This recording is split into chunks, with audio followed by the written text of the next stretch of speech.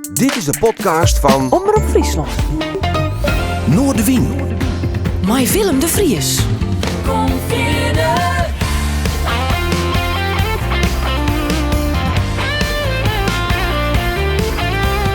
Alles wat er speelt. Omroep Friesland. I did it my way. I know, ik was jong, net al te volle om mijn hakken. Ik wil, ik was jong, meist die salon, de kruiden plakken. Mijn broer, analfabeet, die maakt het money bij de vleet. Die schreeuwt I love the USA. I did it my way.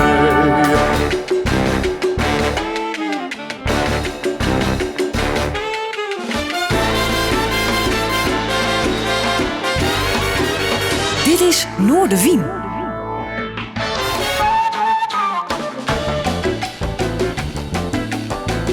Goeie en welkom bij Noordewien. Joert werd mij een bijzondere gast onder de tafel.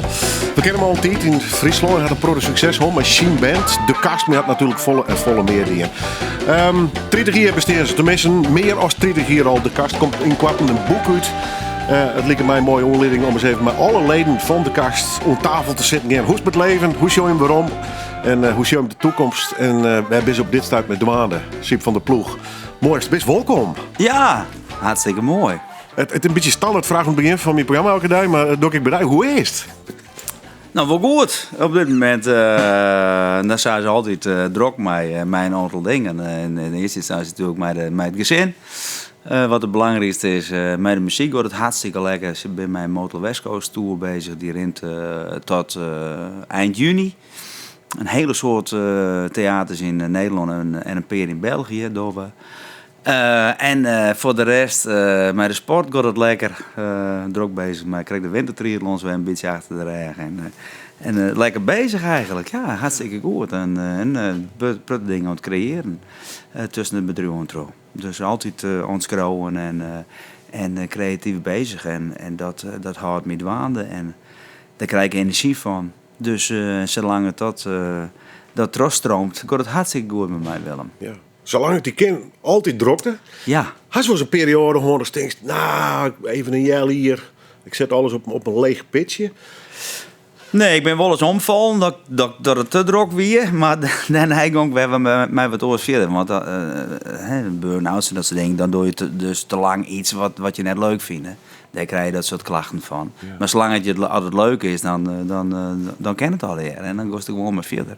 En dat is, ik ben een hele drukke periode met weinig slaap en prutte reizen en prutte optreden. Maar ik woon heel goed op adrenaline en op die dingen die ik mooi vind. Ja. En dat houdt me altijd wel scherp. En daardoor ga ik altijd zin in de dingen die ik doe. Ja. Want het was natuurlijk ontnood daar wel een leven geworden. Het moet natuurlijk altijd wel uit jezelf komen. Ja, ik ontwikkel dat jezelf eigenlijk, wat ik doe. Die ideeën toen bij de kast, maar nou nog. Ja. Het leven west zelf altijd wel het initiatief horen, maar heb ik het idee of niet? Klopt. Ik word net zo vaak vregen voor dingen. Ik omdat ik natuurlijk met mijn eigen dingen te druk ben, vind ik leuk om zelf gewoon helemaal de koers te bepalen en waar het heen moet. En hoe ik dat zorg. En daar een beetje de lead in te houden, zodat het precies datgene wordt zodat ik dat in hollen ga. En dat betekent dat ik met mezelf altijd bezig hou. Maar ik had altijd meer ideeën dan dat ik weer mij uit ken. Is het altijd al zo west? Dat is eigenlijk altijd al zo geweest, ja. Ik heb wel een periode van nou, bliksem, ik maak dit, ik maak dat. Nou, dat was een moeilijke periode voor mij als puber. Want wat ik woer, dat was heel lastig. Ik woorde de muziek in. Of ik woorde de sport in. Maar er waren net echt een voorbeelden van mensen die dat opredden. Die daar hun besteed van. Daar moet ik wat verzinnen worden natuurlijk. Dus ik weer heel erg ontgriem mij van alles om maar die muziekmeidje te kennen. En ik die er al die baantjes naast. En denk je, ik heb wel bij de Diklands geweest om van die badjes kind te maken met Wetter de Veert en bij Rijkswaterstaat om mijn muziek te maken te zijn. Maar wat ik dat wie voor mij het belangrijkste. Dus ik heb wel een periode zo van, nou, ja, misschien maak ik toch eens een echte baasje. Maar dan kwam ik toch altijd op een of andere manier kwam ik wel weer achter van, nee, dit is het dan. Ik maak toch die muziek in, of ik maak toch die sport in. Want daar heb ik gewoon, daar had ik echt op een manier heen treun. Ja? Dat is wat al die oren denken, dat misleer ik al. Ja? Dat ik al hier mis. Dus, Hast u überhaupt, even een keer, hast u überhaupt ooit wel eens een sollicitatiegesprek mee maken? ik heb altijd eigen baas geweest. Ja, nee, Vanaf mijn 16e hek op alle mogelijke manieren zat dat vroeger in de woorden. Ik heb nooit een uitkering gewoon. Nee. Nooit net een dijk. Ja, dat ben van die dingen, net wat het mat. Maar ik ga me altijd wel redden. Maar dat is wel op hele mooie manier hier. Dat wie natuurlijk soms zo zwart dat maar ken, maar ik ga me altijd redden. En van straten tot decorbouw had ik een hele schofdien. Dat vond ik machtig mooi werk. Dat doe ik nog steeds. Die concepten bedenken zelf voor decors en voor mooie creatieve timmerklussen vind ik hartstikke mooi. Dat doe ik nog steeds. En ja, dat ga ik al. Ik heb altijd van alles in. Maar het komt wel een beetje dezelfde koken. Het is dezelfde creativiteit die me inspiratie houdt. En ja, altijd wat een desperado om maar Eagles maar te spreken. Een beetje een desperado was. Wat oors dan mijn kameraden en zat de rest van het leven hier. Ja, en toch met de kast als wel die een rol vond daarin. Hè? Ja, de kast, joh. En ik denk mij een aantal mensen die totaal vertrouwd. Dus de koers die zou ik in worden, denk ik. Hè, met dit. Ja, nou, dat had ik wel even. Ik ben natuurlijk al mijn muzikale carrière, dat is eigenlijk begonnen bij Peter, hè, de gitarist. Waar ik nog steeds mee in de kast zit. Ik ben een jonkje van hier of zo'n 8 toen leerde gitaar spelen. Via mijn heid speel ik gitaar. En vrij snel kwam bij Peter op les. Die weer hier of zij zo'n ouder.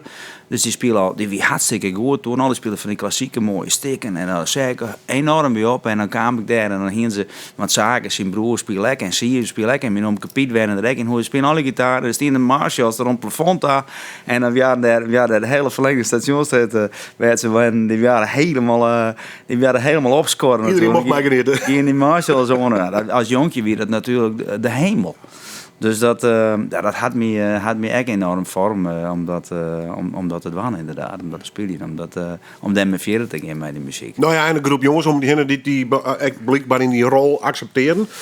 Ja, precies. En toen vrij snel, en met Dickie Visser, daar speelde ik een soort met een drummer, die werd nou in Grace. Prachtig mooi muzikaal project. En nou ja, in de wedstrijd, daar kwamen wij dus alles wat muziek maken. Jongen, wij is er zaken wel eens. En al die jongens die dat dan hebben door. Ik geloof net, hebben we nooit weer wat van jet. Ik ga ze al die wel vrij hoor met me in de band. Nou, ik weet dat ze er spijt van hebben, in ieder geval.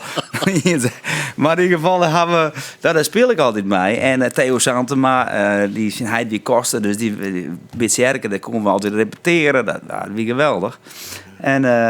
Maar op een gegeven moment dan gaat dat verder.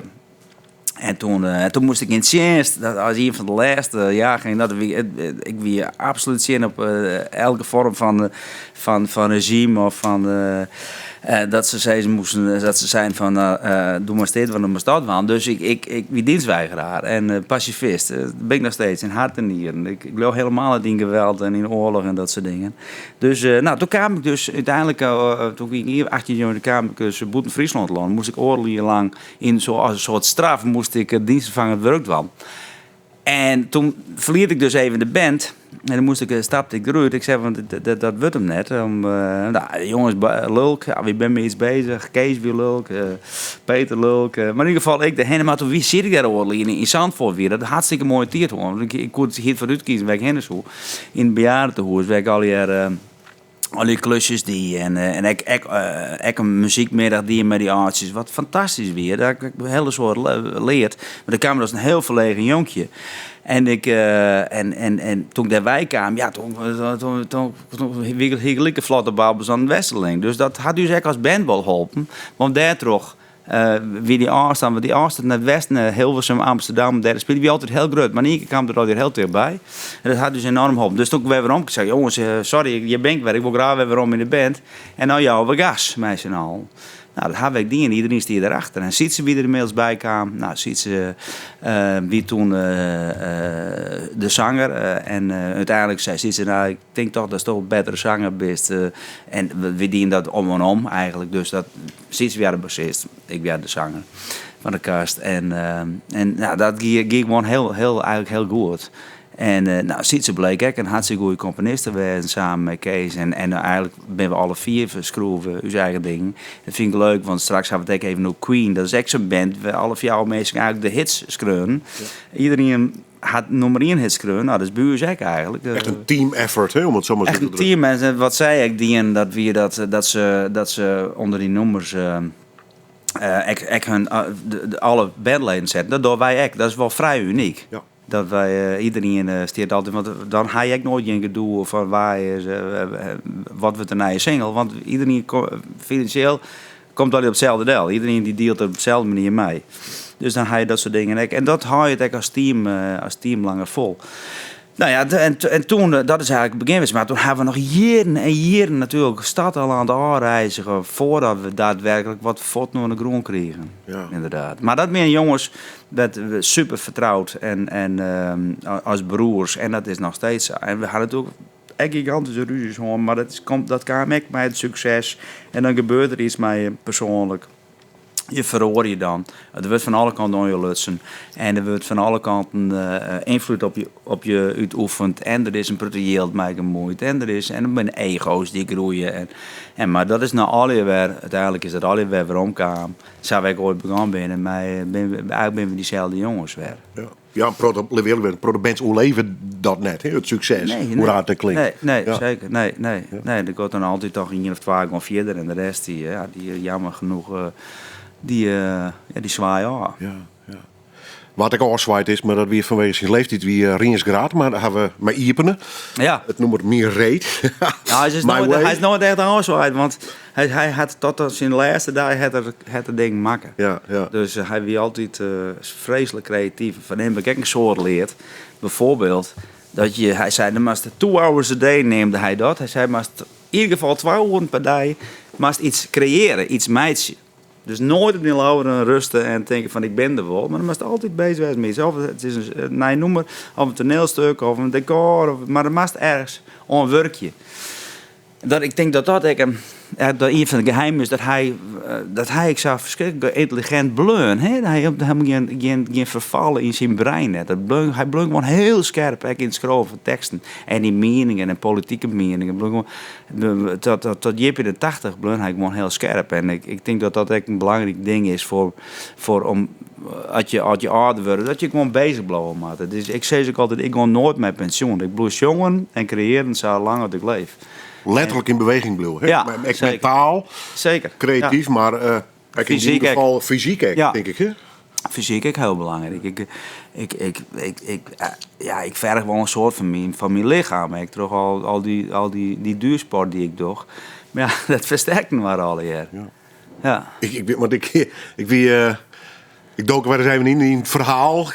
En toen kwam ik nog een filmpje zien van die in Ries. Protestlied Almere Coleren. Ben ik ook naartoe? Nou, ik denk dat een hier 8 jaar geleden had toen we er op een gegeven moment spraken van de KNSB en de topsport, de schaatsport. Die zo dan verhuisje van Tialf naar Almere. Dat is zo'n mega kunstbaan komen. En Almere, toen Riens en ik we zeggen, maar dat ken het. Verdorie, de reden dat je bij Friesland, dat je net ergens in de polder in Almere, dat had totaal geen geschiedenis en geen historie. Dat maakt in Friesland blowen. Nou, dus daar hebben we dat lied opname. Daar hebben we een hele soort publiciteit mee gekregen. En ik weet niet, maar het had zeker geholpen om dat al in weer om te draaien. Dat van de stemming een beetje deel te zetten. Dat in Tialf. Ja, maar we zitten in alle programma's. Wie zelfs op het journaal dat we dat nummer maken gingen. Dus en het was eigenlijk heel bazaal, heel simpel bedacht. Almere Coleren. Noem maar. Maar er waren ook een hele soort mensen. Want daar kwam ik toen letter achter. Toen speel ik dus met de jarenvoorstelling in Almere. De mensen waren echt boos. Dat jij hier nog durft te komen. Wat je dat? Maar geen kaartje gekocht. Ja, maar dat waren ook mensen in de sport. Dus ik kon nek. Dat is Almere. Dat had wel een historie als triathlon. het staat. En ik ben echt een triatleet. Dus ik kon heel proces van die jongens koer. Dus die waren nogal boos. En op mij, ik zei, maar ja jongens, wij zijn even serieus. Jim had de triathlon, wij hadden er erin. Laat het mooi zo houden.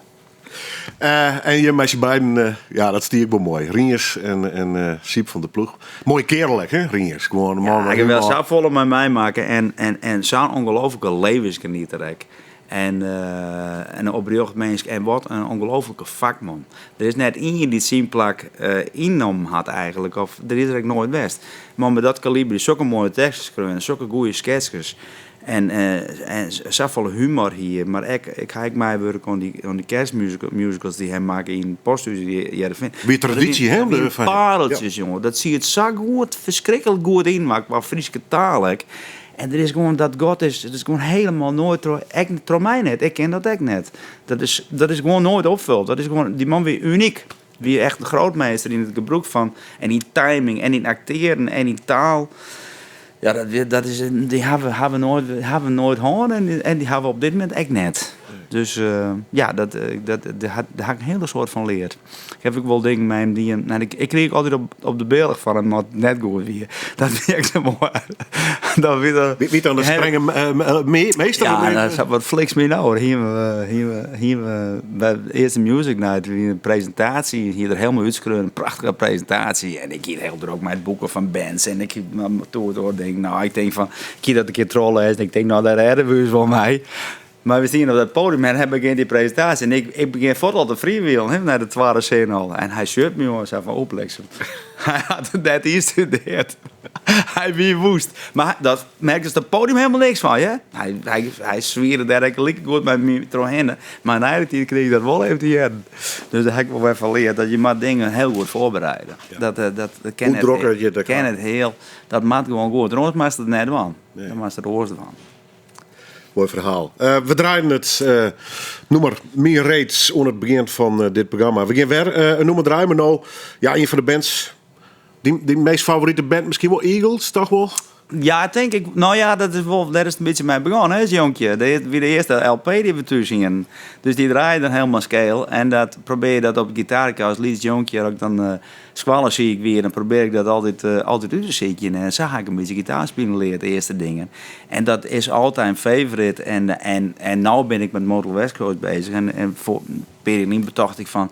Nou, die West Coast leden we gewoon voor de pauze een uur lang een band in de schijnwerper zetten. We één band uit de West Coast of één artiest uit de West Coast eruit pikken.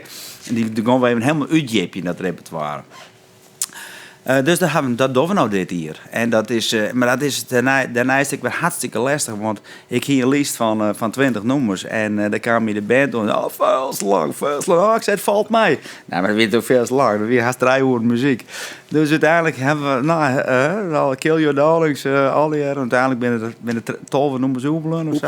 Aardig slagveld. Dus, een enorm slagveld. En, maar toch hartstikke mooi om te doen. Dus dan maak ik een keuze met ze welk nummer. Ik vind eigenlijk dat, ik denk, ik kies dit nummer, want dit is het eerste nummer wat Don Henley schreeuwde mij. Voor de Eagles weliswaar. Met Bernie Leadon, dat wie toen degene die de banjo speelde, wie toen een hele hoorde band.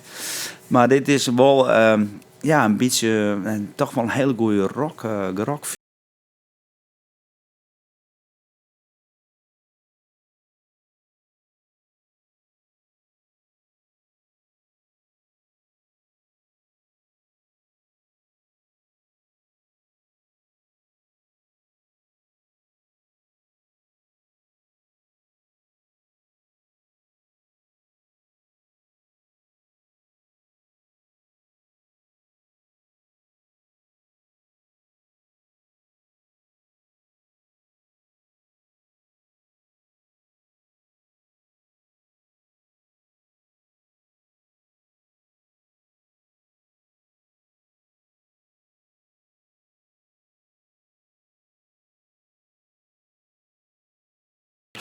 Ik neem het altijd maar even op het horrorlijstje van mijn gast van Joodsiep van de Ploeg. Ja.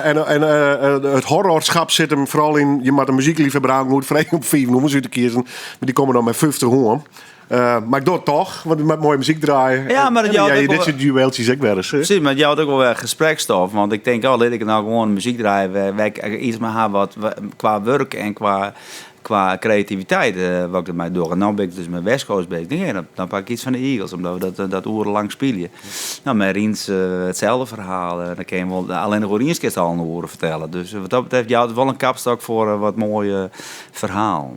Ik vreeg het muzikanten wel eens van, goh, ik naar je eigen muziek luisteren, maar onder de plaat hier krijg ik zei dat ik de Eagles, ja, met Don Henley, dan jerk ik mezelf een beetje, hè? Ja, ik ben natuurlijk, als ik die tribute-achtige programma's doch, het heet nou tribute, maar toen ik ermee begon, 20 jaar geleden, toen Je bent een trendsetter eigenlijk, hè? weer helemaal geen tribute. Nee. Dat is helemaal net. Nee. Dus ik had dit plan kreeg ik eigenlijk, omdat het wel West Coast, dat wie ik met die jongens van Venice, wie ik een maand in Amerika, daar heen we mij spelen hier in Nederland, en wie een goede vriend van mij worden, er loopt hier en en toen Nolis Mut van, kom daar, ik moet een Engelstalige plaatmeidje en ik moet de kast ik meenemen daarin. Maar dat is al je Oostrand, dat weten we al heel wel. Maar in ieder geval, het komt al wel in het boek, denk ik. Maar in ieder geval, toen kwam ik met die jongens van Venice in L.A. uit. En toen kwam ik met David Crosby. En we gingen daarheen en we gingen daarheen. En de drummer van de Eagles ontmoette ik. En ik denk van, jeetje, dat zit je al in een stadion. Dus ik denk, daar zit een hele mooie voorstelling in. Alleen al die muziek van de West Coast van Amerika. Nou, dat weer uit het idee. Toen had het nog een periode worden, wel zei ze hier, voordat ik dat werk, fjouwer, dat was in 2002. En fjouwer had het worden voor dat werk, dat ik de eerste try-out die in Emmeloord, en vanaf de eerste try-out die we toen deden, we Han Korn heeft er nou bij, en Mirjam Timmer, en Julian Thomas, en Edward Rekers. En we gingen die try-out dien. En de mensen die hier zitten, ja, dit is geweldig. Dat weer helemaal nog net in theater. Dat soort muziektheater, zeg maar. Nee, maar dat had een enorme vluchtnaam. Maar het is nou enorm. Ik denk dat een aantal theaters zelfs erop druwen momenteel. Nou, die muziekvoorstellingen die gaan vreselijk goed. Al die tributes zijn hard uitverkocht. Ja, die gaan hartstikke goed. En dan hartstikke zo'n programma waar dat ook weer in de vorm komt. Ja, en waarom te komen op die vraag van Jesse zelf Don Henley. Ik ben zo bezig geweest om zo volgende Don Henley luistert en zo dat uitgeven van hoe is zijn techniek. En ik kwam erachter dat al die zangers, of het nou Bono is van U2, of het is Mick Jagger, of het is Don Henley, die hebben al een bepaald soort techniek. Het vorming van een moelen en wat die klankkast is. Dus ik heb me daar wat op taallijn om dat zo goed mogelijk te imiteren. Nou, dan kom ik dus... dat ding maar uit, jongen. Dan komt het dus, dan komt het dus heel dicht in de buurt. Als die stemband die breedte has heeft, maar die range. Dan kan het heel dicht in de buurt komen bij al die zangers. En in Don Henley's geval, dat jij nou dit nummer en die Jerk haast mezelf. Dus ik hoop dat Don Henley had die mij die denkt, hey, ik geef mezelf weg. Dus ik krijg nog een telefoontje. Ja, dat is wel leuk, want ik doe dus Queen. En er is aan wereldwijd weer eens aan de beste Queen tribute steeds. Maar dat is denk ik in de lijst. Dus dat gaat de hele wereld door. Dus dat is wel mooi. Ja. Ja. Was het ooit Friday Night in of net? Ja, kijk die. Ja, nee, ik bedoel, qua techniek is het wel eens... Ja, zeker. Ja. Ja, dat weet ik ook hoe dat zit. Ja. Is dat bot ontskaven mijn techniek en met die stem? Nee. Ik zong gewoon een hele soort. Ik zong al daar. Dus dat is het benadering hetzelfde om in sporten. Met alle dagen getraind worden. Ja, dat is ook zitten, hè? En die technische basis is goed genoeg om te voorkomen dat je geen polypen en dat soort dingen. Nou, polypen, dat is dus dat je je stem net goed gebruikt, maar vooral omdat je te weinig jongen. Die jongens zoals Frans Bauer en René Vroger, hartstikke beste jongens, maar die gewoon zitten 4 maanden op Ibiza en die denken, nou dan doen we even een toerke van 12 maanden, harken we het heel even binnen en dan gaan we weer even een paar maanden tussenuit. Maar zo, dan moesten we ook gewoon alle dagen, of sowieso een paar keer in de week, die stemband trainen. En toen kreeg je polypen als toen gewoon overbelast en in één keer te volle dorst. Dus dat is het verhaal eigenlijk. Dus daarom heb ik nooit in les. Nee. Omdat ik gewoon terug zong. Jongt het hele hier terug. Ik zong gewoon het hele hier terug, ja. Thuis, wat doe je dan? Onder de oorwas of had je een roemte? Westzijds van ik echt eens even... Nou, ik ga zelf een theater thuis, hè. Ja, nee, precies. Maar gisteren ik even steken. We spreken wijntje mee en ik ga even naar jouw hoek. Nee, ik ben aan het componeren thuis. En ik ga thuis naar Noorden, behalve in het theater, maar ik ga thuis naar Noorden heel nummer uitzongen. Want ik zit heel in één nummer en dan kom ik weer gewoon naar het andere nummer. En met mijn band zong zo, die ben ik gek van muziek. En dus... maar ik zong nooit... Ik betraap mezelf. Ik zong thuis nooit een nummer uit. Ik ben heel wijs, ben ik wel verveeld. Ben ik wel met vallen over Lekker ADHD. Absoluut. Dat ga ik uitvoeren, denk ik. Ja, daar zei hij dat nou. Maar ik meid zit er maar iets positiefs van. Ah, gewoon druk. Herkenbaar. dronk, ja. Zeer Gewoon herkenbaar. dronk, God, ik moet geen onderdomsprobleem over praten. Maar als de 60 ze staan zo'n heel iets beetje in het horizon. Ja. Sticht er nog hetzelfde in? Waar sticht van een gevoel op dit stuit? West ik. Het is wat een grote vraag, hè? Maar ik ben helemaal net bezig met... want toen zei ze, ik zal altijd terug gaan, hè? Ja, nou, ik denk natuurlijk wel van, hoe zou ik, als ik aan het zand toch ben, zou ik dan nog zo'n volle energie hebben? Nou ja, dan maak je dat is heel wat door de minder. Kilometers, de druk, we gingen tot het begin alleen, dan moest je initiatief nemen. Ja. Op een goede manier vind ik lekker eigenwijs. Ik doe dit wel en dat net. Dat is een hele duidelijke lijn voor die zelf kiezen. Ja.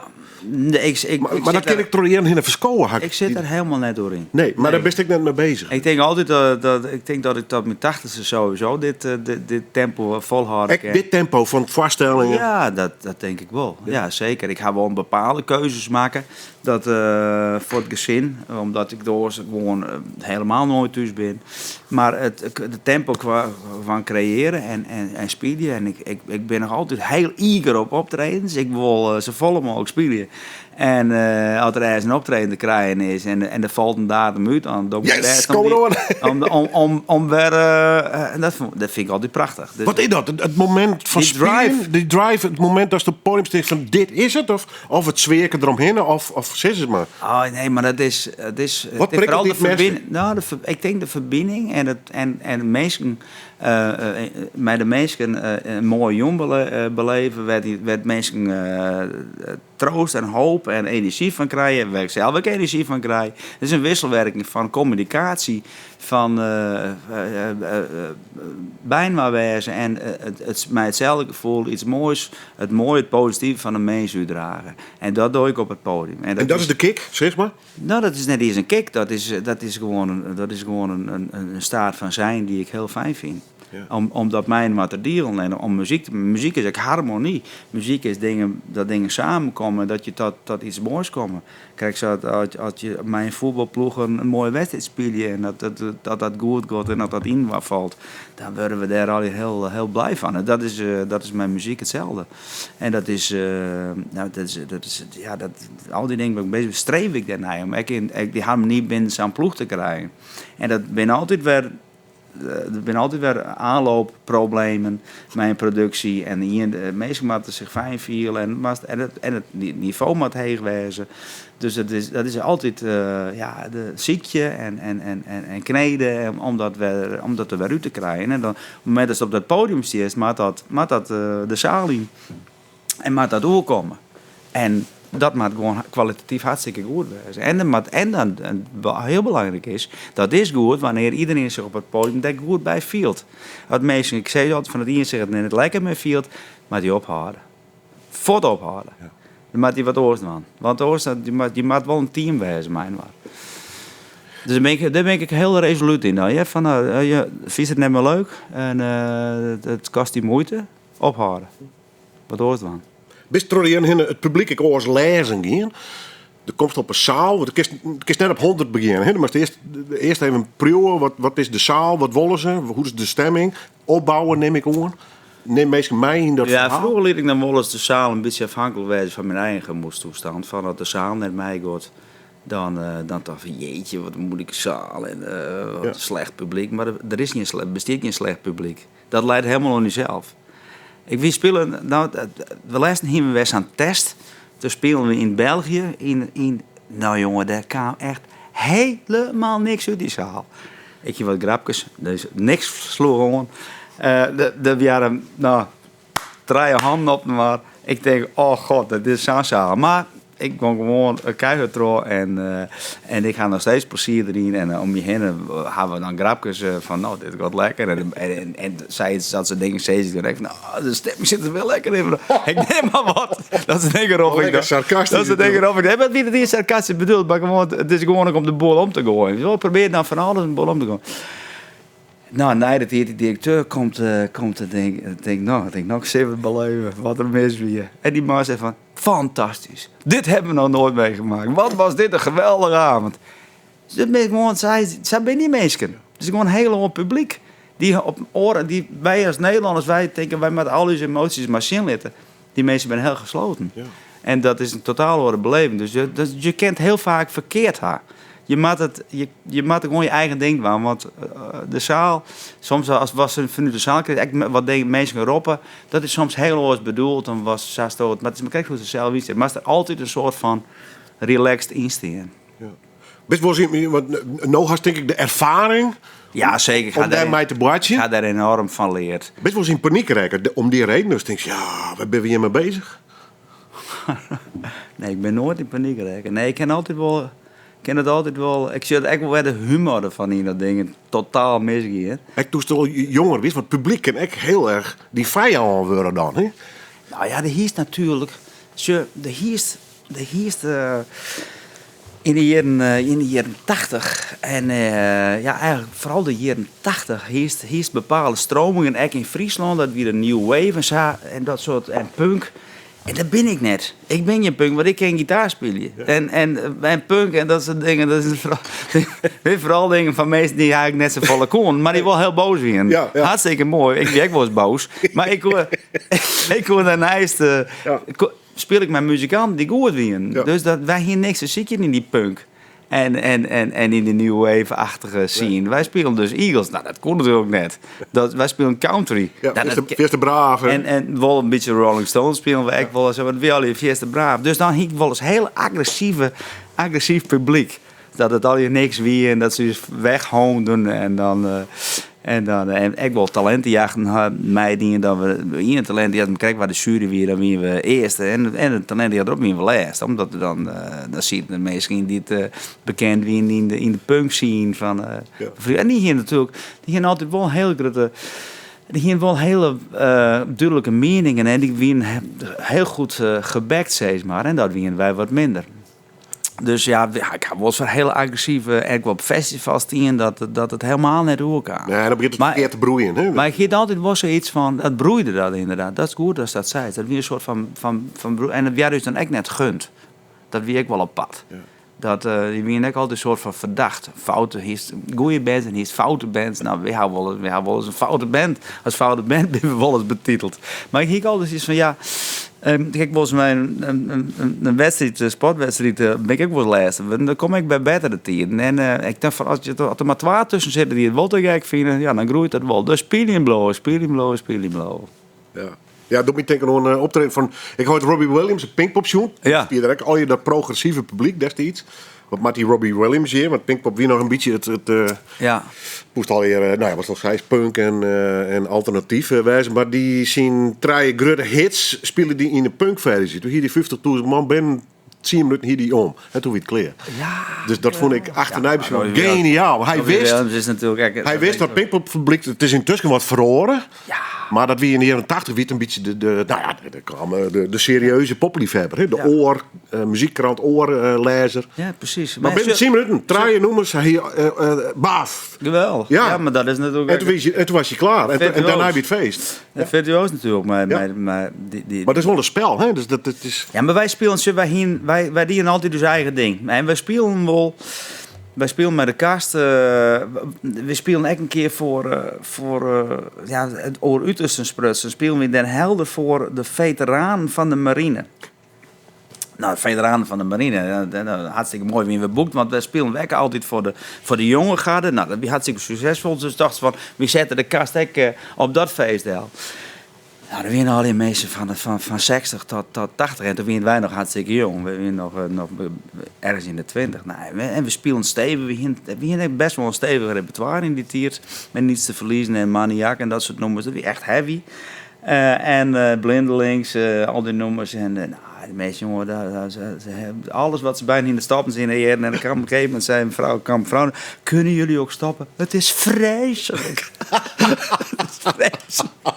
Maar, en dan met hetzelfde repertoire als Steven Dijk de Nijver op een festival en dan gaat het daar aan. Dus wij spelen gewoon onze eigen ding. En op al die verschillende dingen stien weg. Want we gaan, Theo de Ridder en Piet van der Kalf, toen onze boekers, nou, die zetten nu zo lel, jongen. Maar daar werden we zo goed van, om toch gewoon onze eigen ding te doen. Dat leert wel, ja. Gewoon die ding doen. Ja. En maar kijken hoe het komt. Ja.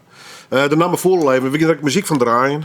Fennis, had je toch contact met de man, no? Als ze hier komen, dan Meestal even praten een we even aan en dan kom ik bij een concert of zij komen bij mij en dan...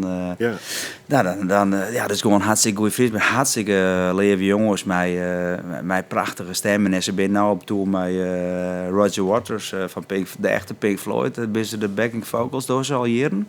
Dus dat is natuurlijk ook geweldig. Ja, En, een hoop gedoe trouwens, rondom die tour op dit stuit. Oké, dat weet ik even net. Ja, Roger Waters is net bekend als een hele vriendelijke meneer op dit stuit. Nou, voor hun mooi, hè? En, voor hun is hij heel goed. Ja, dat Voor snap hun ik. simpele Nee, hij had zich kant. wat antisemitisch uitlitten. Ja. En nu had het concert Oké. in Frankfurt had ze al cancelen. Er is een hoop gedoe over. Oké, ga ik even net meekrijgen. Nee, daar kist ik net alles mee krijgen. Nee. Maar hij zit behoorlijk onder druk. En nu wordt er ook oproepen die om zijn concerten hier in Nederland te boycotten. Die voorlopig nog wel trok hier. Maar in Duitsland gaan ze... Ja, dus ik krijg nog een reclamespotje erop. Ja, dus- Maar nou, had ik dat Jet heeft, die kaartverkoop gaat net heel best. Nee, dat zou ik nog zeggen. Maar dat is een seatstrit. We draaien wat van Fennis. En If I Were.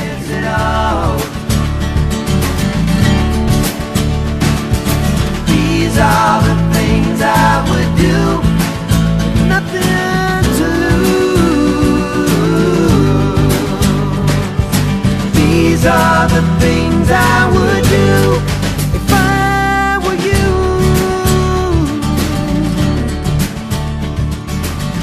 Fennis, If I Were You. Geweldige zangers.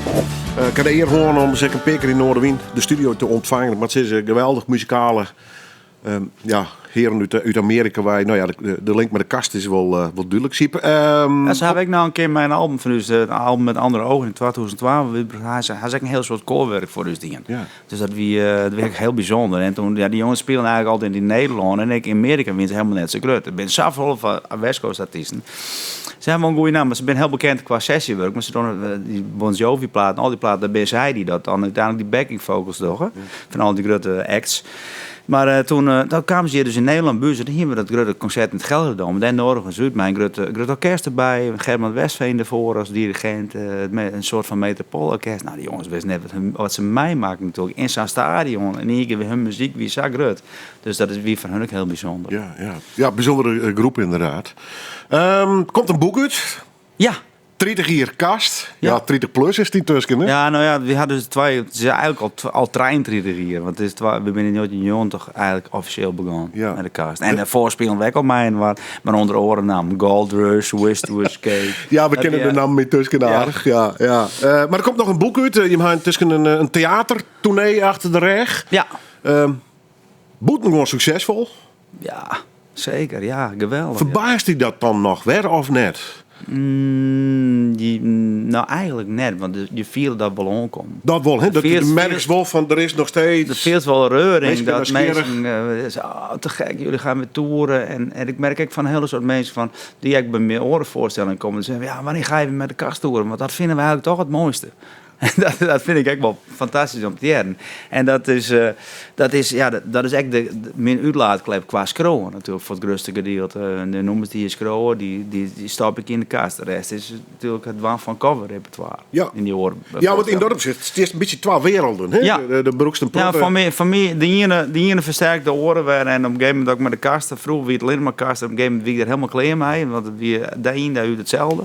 Dus ik word er wat oorsnijds van. Nou ben ik die oordenking. En dit is een heel goede combinatie. Dit werkt voor mij heel goed. En ik merk voor de jongens ook. De jongens vinden het echt prima. Die zoeken net met mij. Ik ga ze altijd wel vragen. Ik ga Nico ook vragen. Was mij bij mij op West Coast? Nou, dan had een peri die en zei nee. Ik zit toch even in mijn studio. Dus iedereen doet de nice dingen die hij mooi vindt. En uw uitje, uw squalreis is de kast eigenlijk altijd. Dat ben de mooiste ding. We hadden deze zomer ook wat festivals staan en ja, alle maanden wel weer wat. Het is alleen wat meer in verhouding dus, had ik het idee of niet? Ja, het is controleerbaar. Ja. En we doen de dingen die we hebben zin in, we leuk vinden. En, Ja. en nou ja, we hinten jij er al even over, maar ongelooflijk dat je nog steeds... Was nog steeds bij een soort squalreisjes, gezellig met z'n allen in zijn Ja. busje. En dat je dat na meer dan 30 jaar nog steeds haat. Ja, en het is natuurlijk, ja, dat ga je. We zijn altijd En heel een keer blij, praten was worst en denken was worst, maar dat is er of het is er net, denk ik. Hè? Nee, dat is ik zo. Maar het is ik, we ben ik gewoon echt maten en respecteren waar en hadden humor zodra ik ben bijna binnen, dan is die geen middenwer en dat wil ze toen nog helemaal niks weer. Dat is nog steeds zo. Dat is gewoon iets wat die verhoudingen die lees ik altijd precies haar hier die houdt zich stil daarmee en dan worden die ja iedereen had zijn eigen plakje wat en dat is als wij zijn als broers, zo mag het zien. Ja. En nou hebben we natuurlijk ook, zij is Lotte, dochter van Siets is mij geweest, wat ik hartstikke leuk is dat dus ben ik een soort van Binnen naar je generaties. nee, hè? generatie, heb ik wel zijn. Ik denk, het is heel leuk geweest. Je had natuurlijk ook transportbedrijven. Dat gaat ook van heid op zo'n. Ik zei, het wordt hartstikke leuk. Ik vind dat de kaas gewoon terug wordt met een nieuwe generatie. En dat wordt er misschien een vrouwenband. Maar dat maakt het net uit. Maar dat materiaal spelen we. Ik ben nog bijna om een band te vormen trouwens. We kennen wel een harmonieorkest. Ja, Dat ben ik nog, ja. En er is zeker nog genoeg talent, ja. Lotte weet ik, dit is geen rolprogramma, maar nou wil ik het toch even weten. Ben er meer die intussen van je band, even de hele groep Ja, jongens? nou, mijn oudste dochter Eva, die is ook aan het optreden. En, Ik had zelf net zien, maar er kwam hier bij me. Je mag het nog even opzien, want er was zeggen, Siep, maar je dochter in een door televisieprogramma opdoen. Ja, dat klopt. Ja, er zijn we op een heel soort van dat soort de Mars Singers en dat soort dingen. Nou, dat ben ik ook vreemd, maar dat vond ik net zo. Maar toen kwamen ze aan DNA-zingers, dat wie dan van een onbekend iemand en dan maakte de mensen rieden van wij jij die bij. Ik denk, dit is leuk, dit ga ik doen. Dit is voor Eva ook leuk om een keer op een andere manier kennis te maken met die muziekwereld, met die tv-wereld. Want dat is een wereld op zich. En het is een heel vriendelijk programma. We zijn net aankrijgen. Dus ik denk, dit is echt voor haar leuk om dan een keer mee te maken van hoe gaat het in die wereld. En we hebben hele mooie dagen gewoon. En we mochten er helemaal net op praten. Nou ja, op het moment dat zij opkomt en ze begint te horen en ze zit in Friesland en er komt een ploeg in beeld. Ja, dat is Siep. Dat is de dochter van Siep. Dus dat vind ik oude hen. Ja. En ik ken die jongens ook al die in de jury zitten. Dus dat wie als eerste rijden we eruit. Hoe serieus is hij met je jongen? Ik woon een... Nou, ze vindt het gewoon hartstikke mooi. En dat is eigenlijk het beginpunt. Hè? Dat maar passie gaan te jongen. En ze schroot ook vestjes en dat is gewoon leuk. Ja. En Lot is natuurlijk, die is al volle vierder qua zangeres. Die is gewoon hartstikke goede zangeres. Dus, ja, en dan had ik nog, ben nog 2 liedjes. Had nog 2 band, die ben 7 en 8. Die ben ik gek van dansen en muziek en mijn zeker actrice, dus ja, dat zit er echt helemaal in. Ja, Kees had dan een dochter die ook goed speelt, dus en Peter had nog 2 jongens die heel goed gitaar spelen. in de kast, maar dan in plaats van 4 heren. Ik zou het heel grappig. 5 duidelijk, zo wordt Zoals ABBA. Ja, zo wel een gerust grap wijs die is bedenken kist. Ja, het transformeert naar een complete vrouwliesband. Zij maakte dat wel. Ja, had toch uit de kast gekomen. Ja. Is het toch? Maar ik heb best Heights, Ja. super trots denk ik, of net?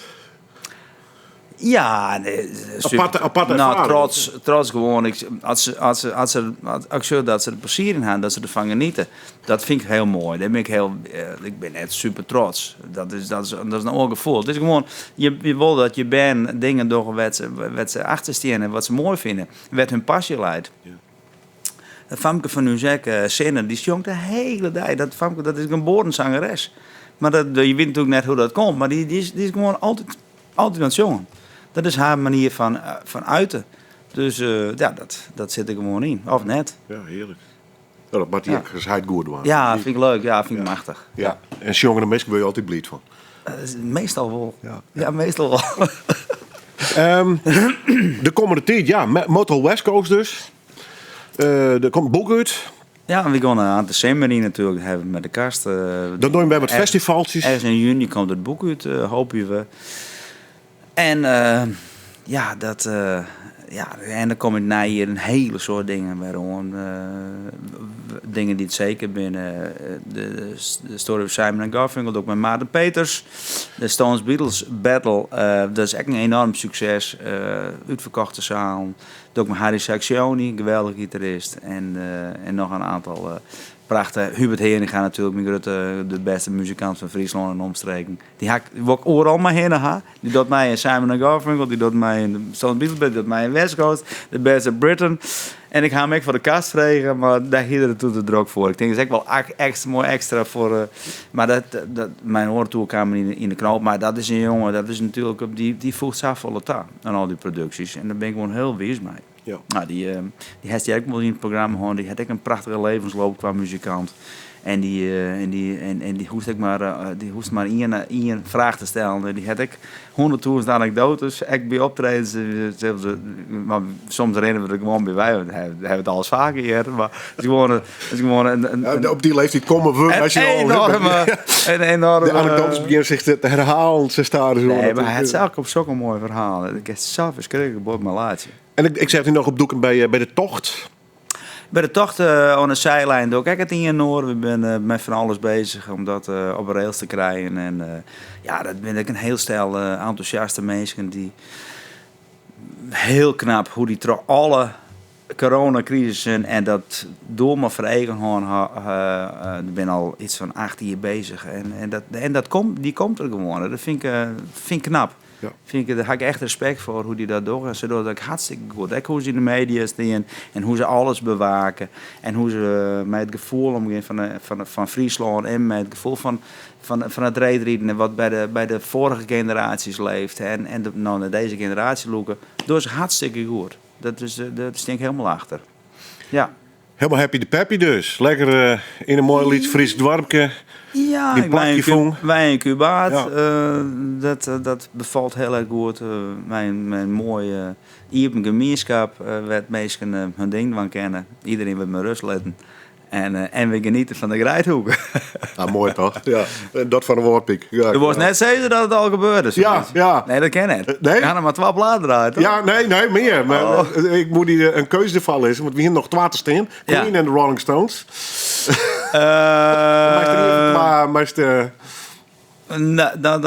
Dan door Queen, want dat weer de favoriet van mijn heid. En mijn heid is jouw 3 jaar overleden. Dus ik denk, dan doen we dat. Dank u wel. Oké.